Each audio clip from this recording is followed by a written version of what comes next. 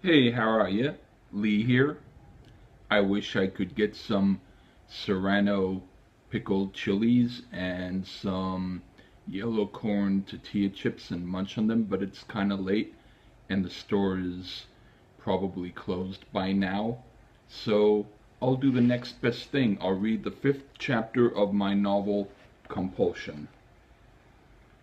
John had a dream he was not a member of the Goldman family. His name was John Taylor, and he had a father as well as a mother. His father was Jeremiah Taylor, and he worked as a longshoreman in San Francisco, but also had a teacher's credential. Jeremiah was a substitute teacher at one college, and the course was the French language. Most of the students were sports players, either football or baseball, and they often skipped class to practice for the next game. He flunked everyone. The situation caused a stir, and the principal asked him to turn the grades to passing. He refused and quit. John's mother was Phoebe. Her maiden name was Strong. Her family owned a switchboard operating service, located at Larkspur in a residential house turned into an operator's working station. Most of the receptionists hated the job, answering calls every split second for 8 hours, but she did not mind. Jeremiah received a letter from the college years later when he was a longshoreman. The school apologized for pressuring him to resign. He knew he quit, but he appreciated the thought.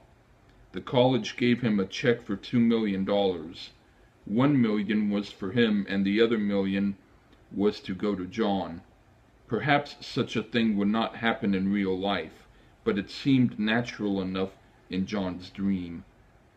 Phoebe was glad John would be getting a large amount of money, because she was ready to teach him how to be a switchboard operator, and she worried if he would crack under pressure.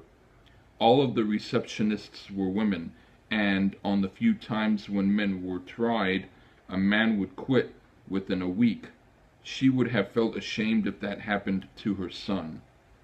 The details of what John experienced during his dream comprised a span of 20 years, but the dream itself consisted of only one day, starting when he went to Grosvenor's Cafe, a little-known coffee house located on a small side street in the town of Ross, where he bought a house. As a child, his family lived in San Anselmo, and his father would drive him to Phoenix Lake, an estuary in Kentfield, which was the next town up from Ross.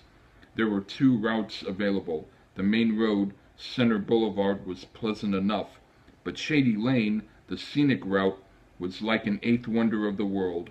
The area was filled with trees, almost like they were stacked up as dominoes.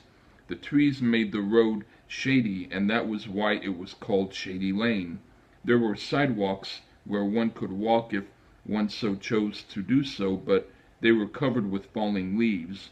The trees and overcast view were why people loved seeing the place.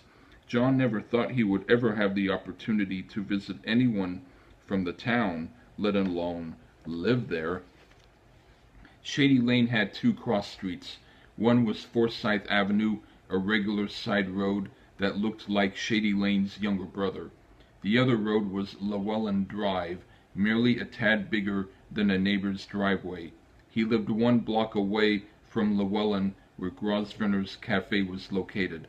It had a patio. Inside there were shelves of books.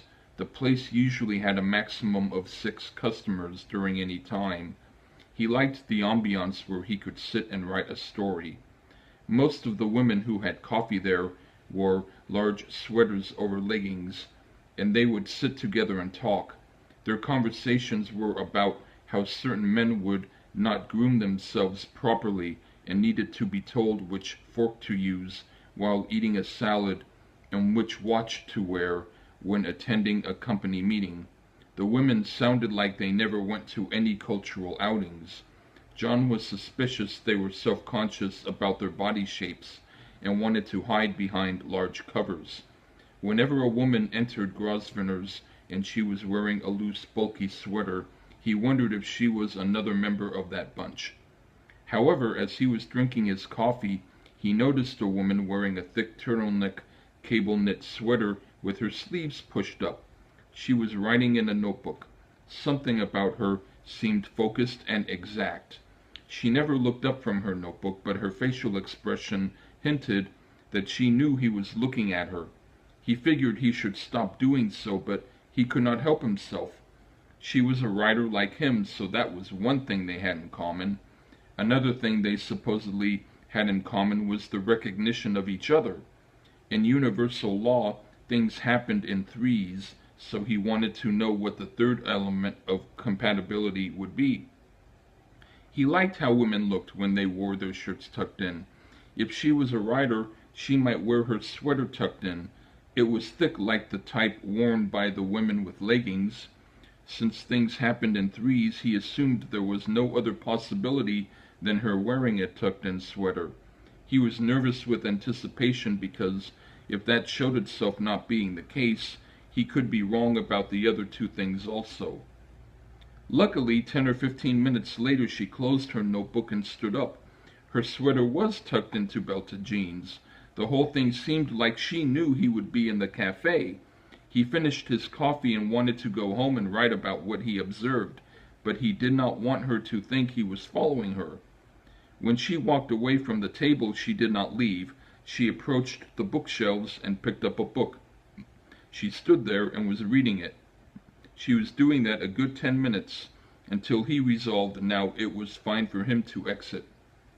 After he walked outside, he heard the sound of the door a few seconds later. He wondered humorously if she was following him. He looked behind and saw her walking in his general direction. He turned on Shady Lane, but not towards his house. He strolled up the street because he wanted to allow her to continue on independently of him. After 5 minutes, he turned back and headed towards home. When he entered his house, he walked up the staircase to his bedroom. However, before he made it to the top, she went down the stairs. He asked, "Is it according to your liking?" Somehow his perception changed, and he now realized she was his friend. She said, "Oh yes, I'm glad you picked it. If you moved all the way from California to Maine, it could be longer for me to commute. The bus ride could take a week." He said, "I know." She held out her hand. "Do you have change for $1? He shrugged. "I have a quarter." "I need it." He handed her a quarter and she grabbed his index finger. "Thanks. Now I am correcting the wrong." He let her hold on because yesterday she grabbed his finger 100 times and then let go, but apparently not on purpose. She would shake her head. He would ask, "Was that wrong?" "Yes, I'm not supposed to let your finger breathe, but I forgot the apparatus to keep it from breathing, so you'll have to wait." Now her grip was like literal glue. He asked, "Is this concrete?" "Yes, I bought it at the hardware store.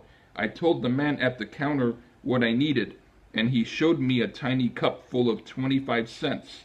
That's why I needed change for $1, but I'm happy with the quarter. I can pay him tomorrow." "Thanks for doing that. I'm going on a date with Linda tomorrow, and you'll be there." She shook her head. "I'm Linda." "I know. That's what I meant. I'm going on a date with Linda, and you'll be there." "Why not just say you're going out on a date with me? Why make it complicated?" "I'm sorry. I saw a chicken walking across the street and I got confused." "You know, we are linked. I am here for you. How do you like being on your own, away from your family?" A part of his consciousness realized he was in a dream, and though he knew Jeremiah Taylor was his father, he also knew he had another family in his waking life. He was aware of the Goldmans much the same way one was aware of a crime being committed in another country. The situation existed, but it was not relevant to one's personal moment. Suddenly she let go and walked up the stairs again. She stood close to the top and, with one hand, stroked her hair. She extended her other hand for a handshake. She said, "If you would like to commit to me right now..." Come up and make it official. He was not sure what that meant. Of course, he knew that making something official was self-explanatory, but in a dream state it could be something else entirely. He needed to act quickly. He walked up to her and gave his hand. She grabbed it with a firm grip and shook. She kept it up for what seemed like a month. She did not stop, and it seemed to him there was no reason for her to do so. She said, "You know it won't end here." He was content to stand there with her, while she remained connected to him. She stared into his eyes, and he saw something he recognized. He somehow knew that the moment would bleed into waking life. He felt there were two types of reality in the non-dream world. One was the life led by people who felt depressed, and the other was lived by people who strove for the heights of happiness. If Uncle Harold married Thelma not because of love, but because he figured he could not do better than hook up with someone of his size, whose fault was that? Did Harold like slim women? Did he ever try to date one? Did Rose go out with handsome men when she was younger, or did she also succumb to hanging out with others who had mediocre personalities and little to offer by way of conversation? Christine spent a lot of time reading books as well as watching television, so at least there was some culture in her life. However, her choice of reading material was not very selective. A novel by Dostoevsky was relished as easily as one by Barbara Cartland. John wondered what would happen to the Goldmans if they somehow improved their circumstances beyond merely the inheritance. As John continued shaking Janet's hand, he realized no one else could have anything better than this. Suddenly, John woke up. However, the feeling of the dream was still fresh.